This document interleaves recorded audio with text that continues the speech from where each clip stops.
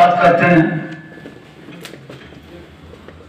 बहुत वाहवाही ले रहे हैं, लेकिन आप देखते हो किस तरह से पेपर लीक हो रहा, अथवा तो उसकी जमानत हो रही है, किस तरह से आपने सब इंस्पेक्टर भर्ती में देखा होगा, जमानत पे आके वापिस उन्होंने ज्वाइन कर लिया है। तो क्या कारगर उठाया जब आपकी जांच में आ गया, साफ हो गए। जनार्दन रेड्डी ने 32,000 करोड़ का घोटाला किया, बहुत जोर से उठाया था, बीजेपी में शामिल कर दिया उसको। क्या किया उसके साथ जिसने 32,000 करोड़ का दिया? कौन घोटाले के आरोपी? नवीन जिंदल बीजेपी में शामिल, प्रफुल्ल पटेल बीजेपी में शामिल, केस बंद कर दिया उसका। अजीत पवार सिंचाई का उस पर आरोप था, 17,000 करोड़ का घोटाला, बीजेपी में शामिल। अशोक चौहान आदर्श घोटाला किया, बीजेपी में शामिल। हेमंत उन्होंने घोटाले किए, ऐसा ही आरोप लगाते और इसके बाद बीजेपी में शामिल होते हैं, सारे घोटाले खत्म कर दिए। आपने देखा लेटरल भर्ती, बिना एग्जाम बिना परीक्षा पास करे किस तरह से लेटरल भर्ती के माध्यम से इन्होंने भर्ती किए, इन्हें कोई आरक्षण का उसमें कोई प्रावधान रखा। 2018 में 63 पदों पर इन्होंने भर्ती कर सरकारी संयुक्त सचिव, निदेशक, उप सचिव के पदों पर लगा दिया। बाद में यूपीएससी से 35 पदों का इन्होंने विज्ञापन निकाला, पूरे देश में हाय हल्ला हुआ, तब उसको इन्होंने ड्रॉप करने का काम किया। और प्रदेश कांग्रेस के सभी पदाधिकारीगण और पत्रकार, वैसे तो विस्तार में हमारे प्रभारी ने और पूर्व मंत्री जी ने सारी चीजें आपके सामने विस्तार से बता दी। मैं 2-3 बहुत शॉर्ट में तो बात आपसे निवेदन करना चाहता हूँ कि राजस्थान के किसी भी जिले में, किसी भी विधानसभा क्षेत्र में अगर वर्तमान सरकार ने एक भी काम किसी विधानसभा में कराया हो तो आप उसको देखिए। उदाहरणार्थ आप अपने जिले को लीजिए, 3 विधानसभा क्षेत्र में इन 12 महीनों के 1 साल के कार्यकाल में वर्तमान सरकार के द्वारा कोई एक विशेष योजना भी चालू हुई हो तो आप और हम सब साक्षी हैं कि एक भी काम बूंदी जिले में नहीं हुआ। यही हालात पूरे राजस्थान में, और इसी कारण जो राइजिंग राजस्थान का जो शगुफा छोड़ा गया, करोड़ रुपए के जो हमारे एमओयू है, वो शगुफा इसीलिए है का ध्यान आगे आने वाले समय में एमओयू के नाम से 35 लाख करोड़ के एमओयू के नाम से लोगों का ध्यान डाइवर्ट किया जाए, ताकि 1 साल की उपलब्धियां के मामले में लोग अज्ञान, उनका जो ज्ञान है वो जहां का जहां स्थिर रहे। तो इसी उद्देश्य किया था। तो जिनका रजिस्ट्रेशन उनके टाइम पर हो गया और बाकी जो गरीब छूट गए, उन गरीबों के लिए रजिस्ट्रेशन वर्तमान सरकार ने बंद कर दिया कि जो हो गया वही गरीब पात्र हैं, जिन्होंने रजिस्ट्रेशन नहीं कराया हम उनको नहीं देंगे। आपके सामने है कि चिरंजीव योजना में 25 लाख का था, और मैं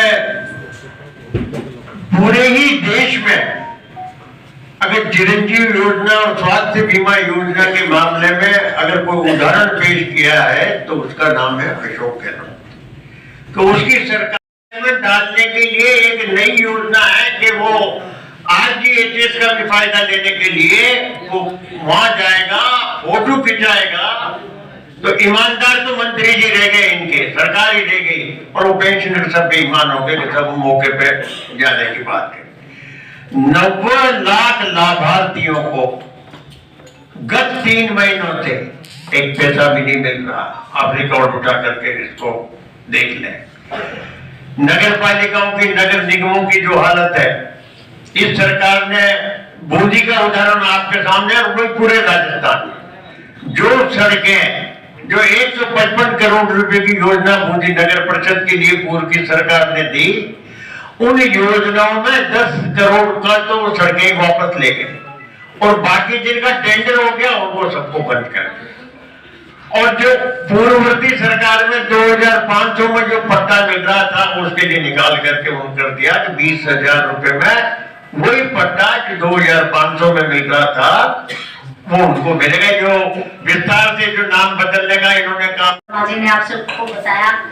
उनके अलावा भी मैं आपसे एक चीज का तो विशेष रिक्वेस्ट करना चाहती हूँ कि हमारा 5 साल का कार्यकाल और इनका कार्यकाल, उसके अंदर आप तुलना करके देखिए, एक बिल्कुल निष्पक्षता से तुलना कीजिए। मीडिया एक बहुत महत्वपूर्ण रोल है जिसका वो अगर अदा करे तो कोई सरकार की इतनी हिमाकत नहीं कि वो जनता के हित के कार्य ना करे।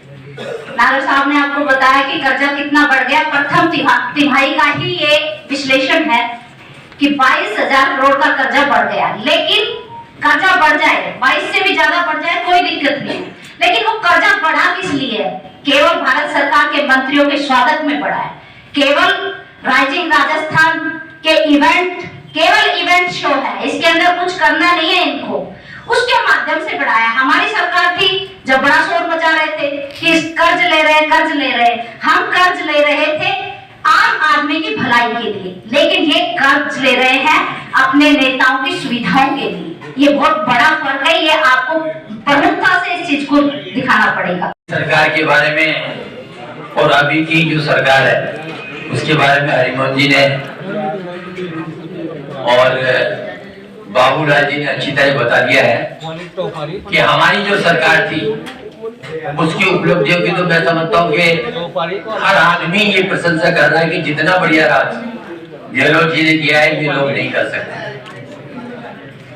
तो मैं तो आप लोगों से यही निवेदन करो यार, कल हमारे जब आपने न्यूज छुपाते हो हमारे ऊपर प्रतिष्ठा भी नाराज हुई, बाबूलाल जी भी नाराज हुए, हरिमोहन जी भी नाराज हुए कि यार आपकी न्यूज ही नहीं आई यार।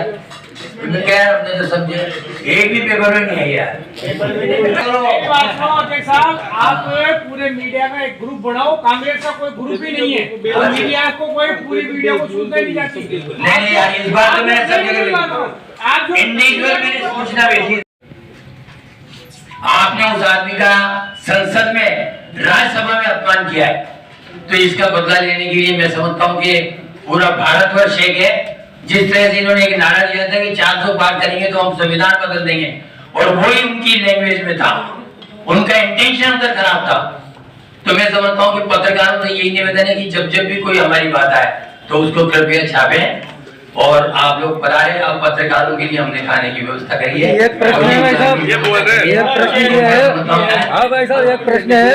अभी भाजपा की प्रेस कॉन्फ्रेंस हुई थी, उसमें ये कहा भाजपा ने कि अम्बेडकर जी 2 बार चुनाव लड़े, दोनों बार कांग्रेस ने उनको चुनाव हराया। इसके पहले भी कई भाजपा के लोग इस बात को उधर। अरे साहब क्या है, मेरी बात कि ये बातें साहब क्या है कि ऐसे ही लगता है।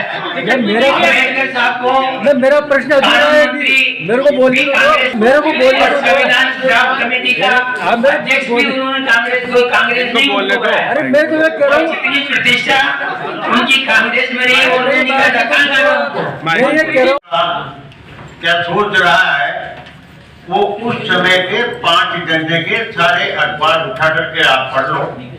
आरक्षण के मामले में उनका क्या सोच था, अम्बेडकर के मामले में उनका क्या ख्याल है। जहां तक कांग्रेस का सवाल है, कांग्रेस ने और संविधान सभा में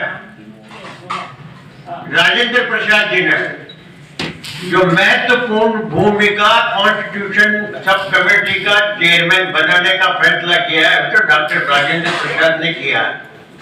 और उनको इस महत्वपूर्ण समिति का सदस्य इसलिए बनाया कि कानून के दृष्टिकोण से वो एक ऐसे ब्रिलियंट एडवोकेट थे कि जिनकी इस संविधान बनाने में आवश्यकता महसूस की कांग्रेस ने। पहले तो कांग्रेस ही थी, कांग्रेस ने तो उनको पहचान दी ना कॉन्स्टिट्यूशन समिति में लेने की, कॉन्स्टिट्यूशन समिति में बनाने की। कांग्रेस ने तो पहचान दी और कांग्रेस ने उनको लॉ मिनिस्टर बनाया, कांग्रेस ने बनाया।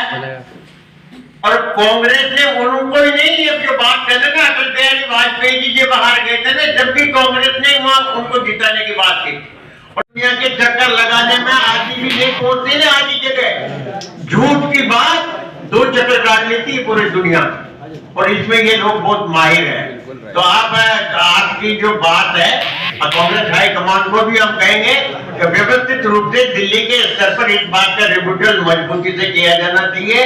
लेकिन आप जो मुद्दा उठाया है ये झूठा है। इनके पास अम्बेडकर जी के ऊपर जो आरोप लगाया उससे बचने का कोई रास्ता नहीं है, ये गली निकाल सब उन्होंने, तुमने भी तो गाली दी थी सब, तुमने भी तो उनको हटाया, हमने तो किया था, तुम तो तुम्हारी बात का जवाब दो। तो ये जवाब देने की स्थिति में नहीं है। पहला टाइम है इस देश के इतिहास में कि ये तड़ीपार गृह मंत्री जो है ना, पहली बार हिंदुस्तान की जनता की चपेट में आया है जो इधर उधर हो रहा है। सीधी बात तो ये न खाते बनता है और न निकलते बनता है। आपने जो